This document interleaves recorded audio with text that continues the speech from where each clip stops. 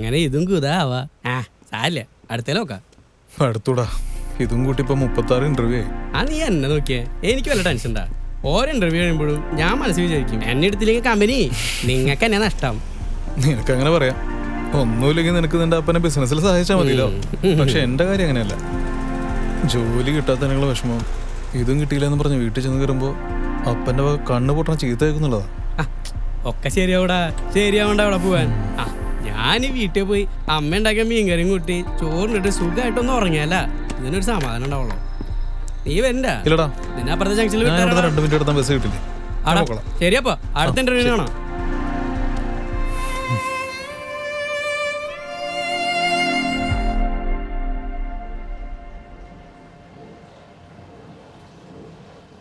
മേഴ്സിയെ കുറച്ച് വെള്ളം എടുത്തേ. എന്തായി മോനെ? വണ്ടിക്കൂലി കൊടുത്ത കാശ് വെറുതെ ഉണ്ടാവും ഇല്ലടാ. സാരില്ലടാ, അതത്ര നല്ല ജോലിയായിട്ടൊന്നും എനിക്ക് തോന്നിയിട്ടില്ല. നിന്റെ ക്വാളിഫിക്കേഷൻ അനുസരിച്ച് ഇതിൽ നല്ല ജോലി നിനക്ക് കിട്ടും. അവന്റെ ഒരു ക്വാളിഫിക്കേഷൻ തുടങ്ങി എഞ്ചിനീയറിംഗ് പഠിക്കാൻ പറഞ്ഞപ്പോ അത് വേണ്ട, ബി ഇംഗ്ലീഷ് പഠിക്കണത്ര, എഴുത്തുകാരനാവാനത്ര. നിങ്ങളൊന്ന് നിർത്തിയേ. ഒരു പണിയൊന്നും കിട്ടിയില്ലെങ്കിലേ എന്റെ കൂടെ കൂടി ഈ കടത്തിന്റെ കടക്കാൻ കൂടെ എഴുതിക്കോ. നീ പോയി കയ്യും മോൻ കഴിയിട്ടോ. അമ്മച്ചി നല്ല ചൂട് പഴംപൊരി ഉണ്ടാക്കി വെച്ചിട്ടുണ്ട്. വേണ്ട അമ്മച്ചി, എനിക്ക് വിശപ്പില്ല, പിന്നെ നല്ല തലവേദനയുണ്ട്. എന്നാ മോന് ഞാൻ നല്ല ചൂട് ചുക്കാപ്പി ഉണ്ടാക്കി തരാം. തലവേദനയൊക്കെ പമ്പ അടക്കും. എനിക്കൊരു ചുക്കും വേണ്ട. പിന്നെ ഈ തലവേദന അങ്ങനെ മാറുന്ന തലവേദനയല്ല. ഞാനൊന്ന് സമാധാനമായി കുറച്ചേരൊന്ന് കിടന്ന് ഉറങ്ങിയോട്ടെ പ്ലീസ്. ഇനിയെങ്കിലും എന്തോ വെറുതെ വിട്.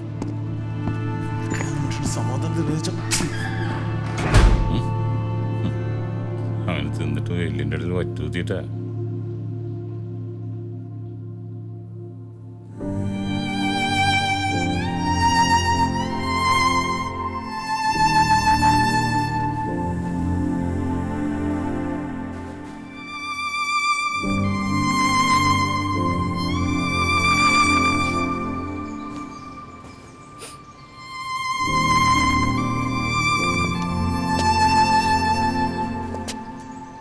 ടീച്ചറേ,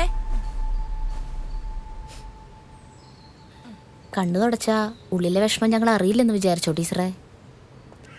ടീച്ചർ അവിടെ മുട്ടുകുത്തി ഉള്ളുരുക്കി പ്രാർത്ഥിക്കണതൊക്കെ ഞാൻ കണ്ടു. എന്താ പ്രശ്നമെന്ന് എന്നോട് പറയാൻ പറ്റണതാണെങ്കിൽ പറയാം. ഒന്നില്ലെങ്കിലും ആരോടെങ്കിലും പങ്കുവെച്ചാ അതിന്റെ പകുതി ഭാരം കുറയില്ലോ. മോന്റെ കാര്യം ആലോചിച്ചിട്ട് സിസ്റ്റർ, ഞാനും അത് ചോദിക്കണമെന്ന് വിചാരിച്ചു. അവൻ CLC-യിലൊക്കെ ഭയങ്കര ആക്റ്റീവ് ആയിരുന്ന പയ്യനല്ലേ? ഇപ്പൊ അവനെ ഈ വഴിക്കൊന്നും കാണാറില്ലല്ലോ. അവൻ ഭയങ്കര വിഷമത്തില്ല സിസ്റ്ററെ. നന്നായി പഠിച്ചു, നല്ല മാർക്കും വാങ്ങി. പക്ഷെ ഇതുവരെ അവനൊരു ജോലി ശരിയായിട്ടില്ല. ഇപ്പോ ഇന്റർവ്യൂവിന് പോവാൻ പോലും അവന് മടിയാ. ഇതാണോ ടീച്ചർ ഇത്ര വിഷമിച്ചിരിക്കണത്?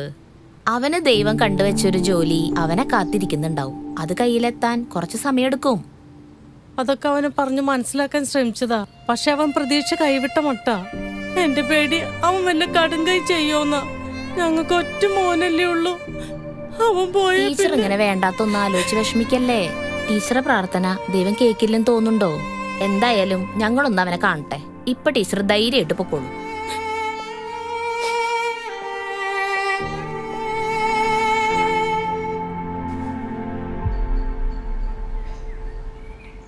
നിനക്കിന്ന് ട്യൂഷൻ ഇല്ലേ? ഏയ് ഞാൻ പോണില്ല. ദേ ജോഫി ചേട്ടൻ. ജോഫി ചേട്ടാ, ജോലി കിട്ടിയതിന്റെ ചെലവ് തരേണ്ടി വരുന്ന പറഞ്ഞോണ്ടാണോ ജോലിയൊന്നും നോക്കാത്തെ? അതോ ചേട്ടൻ വേണ്ടാന്ന് വെക്കുന്നതാണോ? പ്രാവശ്യം കിട്ടില്ല തോന്നുന്നുണ്ട്. ജോഫി വന്നിട്ട് കുറെ നേരമായാ? ഞങ്ങള് ക്രിസ്മസിന് നടത്താനുള്ള കുറച്ച് സ്പെഷ്യൽ പരിപാടികളുടെ പ്ലാനിങ്ങിലായിരുന്നു. ഞങ്ങൾ ആലോചന തുടങ്ങിയിട്ടേ ഉള്ളൂ. ജോഫിൻ ചിൻഡോനും മാർട്ടിനും ഒക്കെ മുന്നിൽ നിന്ന് പരിപാടി ഗംഭീരാക്കണം. ചെറമലച്ചം വന്നിട്ടുള്ള ആദ്യത്തെ ക്രിസ്മസാ. ഞാൻ മാർട്ടിനോട് പറയാം സിസ്റ്ററെ, ഞാൻ ഇനി CLC പഠിക്കൊന്നുമില്ല. നിനക്ക് എന്തു പറ്റി ജോഫി? നീയല്ലേ എല്ലാത്തിനും മുൻകൈ എടുത്ത് ഓടി നടക്കാറുള്ളത്. എന്നിട്ട് നീ ഇപ്പോ കോളേജ് കഴിഞ്ഞിട്ടിപ്പോ 1 കൊല്ലാവാറായി. ഇതുവരെ ജോലിയൊന്നും ശരിയില്ല. നിനക്കൊരു ജോലി കിട്ടിയില്ലെന്ന കാരണം കൊണ്ടാണോ നീ ഇങ്ങനെ എല്ലാത്തിന്നും മാറി നിൽക്കണത്? ജോലി കിട്ടാത്തൊന്നല്ല സിസ്റ്ററെ വിഷമം. ഓരോ ഇന്റർവ്യൂ കഴിഞ്ഞ് വീട്ടിൽ ചെല്ലുമ്പോഴും അപ്പച്ചൻ്റെ ഒരു വരവേൽപ്പുണ്ട്. കാശിന് കൊള്ളാത്തവൻ, കുടുംബത്തിൻ്റെ ഭാരം, പിന്നെ നഴ്സറി ക്ലാസ് തൊട്ട് കൊടുത്ത ഫീസിൻ്റെ കണക്ക് വേറെ. ഇനി വീട്ടിൽ നിന്ന് പുറത്തിറങ്ങിയ ബന്ധുക്കളുടെയും നാട്ടുകാരുടെയും ചോദ്യം ഇത് തന്നെ. ജോലിയൊന്നും ആയില്ല എന്നുള്ള സഹതാപം. ഇങ്ങോട്ടെങ്കിലും വണ്ടി കയറി പോയില്ലെന്ന് തോന്നും. ഇങ്ങനൊന്നും ചിന്തിക്കാനേ പാടില്ല. ഞാൻ അമ്മച്ചീനെ കണ്ടു. അമ്മച്ചിക്ക് നല്ല സങ്കടമുണ്ട്. എന്നും പള്ളിയിൽ വന്ന് നിനക്ക് വേണ്ടിയാ നെഞ്ചുരുക്കി പ്രാർത്ഥിക്കണത്.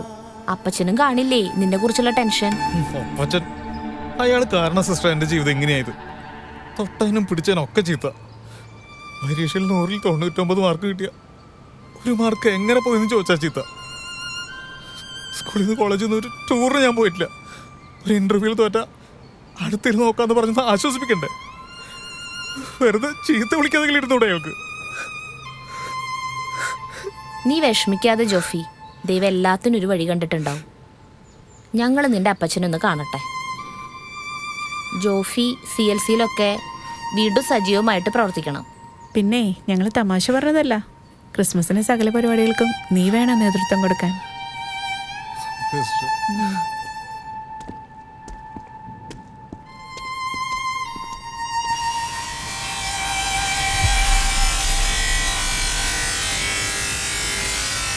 ജോസ്പേട്ട, കുട്ടികൾ എത്ര വലുതായാലും അവർ മാതാപിതാക്കൾക്ക് കൊച്ചുകുട്ടികൾ തന്നെയാണ്.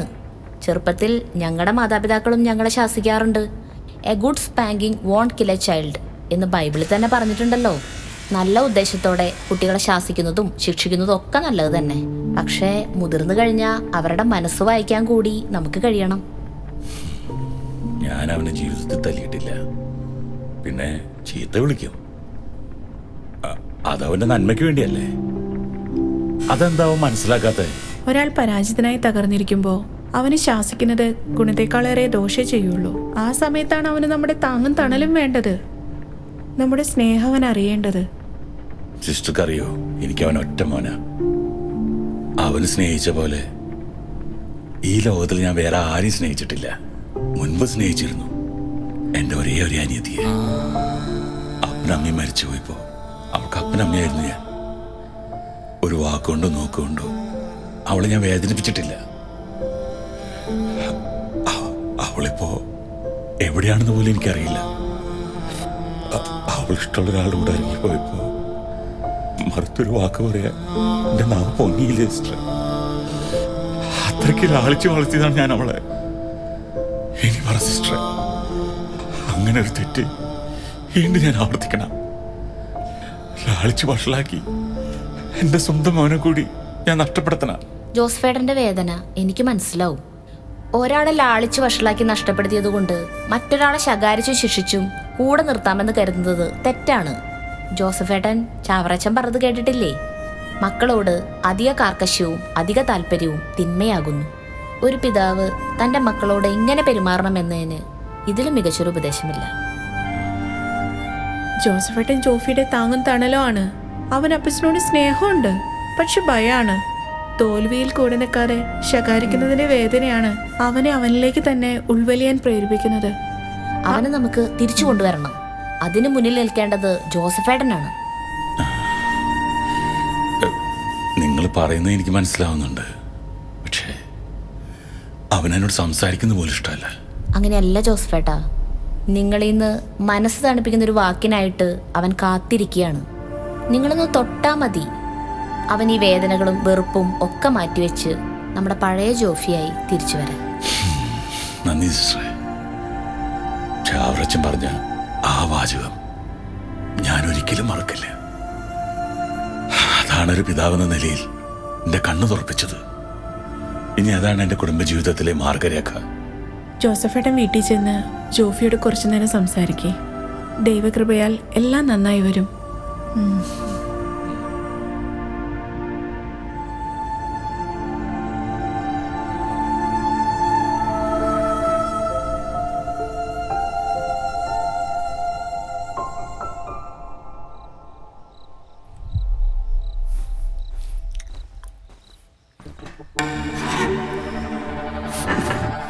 ജോക്കുട്ട ഇരിക്കേ, എനിക്ക് എന്നോട് കുറച്ച് കാര്യങ്ങൾ പറയാനുണ്ട്.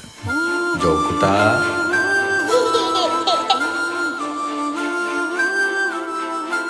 ഈ വിളി കേട്ടിട്ട് കുറേ ആയല്ലേ മോനെ. എൻ്റെ ഉള്ളിൽ നീ ഇപ്പോഴും ആ പഴയ ജോക്കുട്ടൻ തന്നെയാ. അപ്പച്ചൻ ജോലി കഴിഞ്ഞ് വരുന്നതും കാത്ത് ഗേറ്റിൽ വന്ന് നിൽക്കാറില്ല എൻ്റെ ജോക്കുട്ടൻ.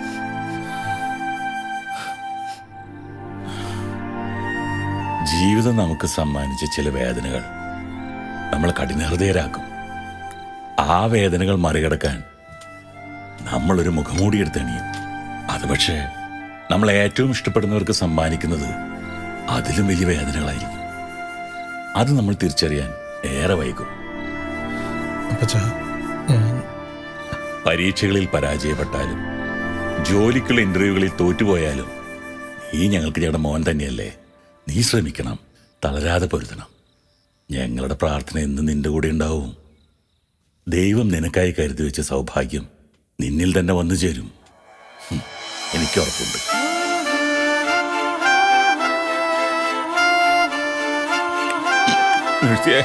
ഈ കറിയിൽ എരിവ് കൂടുതലാട്ടാ.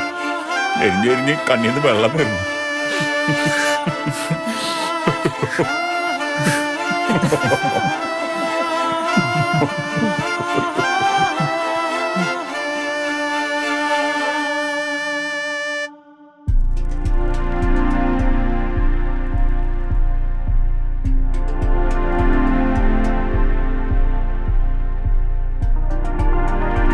അപ്പച്ച, ജോലി ശരിയേട്ടാ. ഇത് ബിർള ഗ്രൂപ്പിന്റെ ഫേമാ.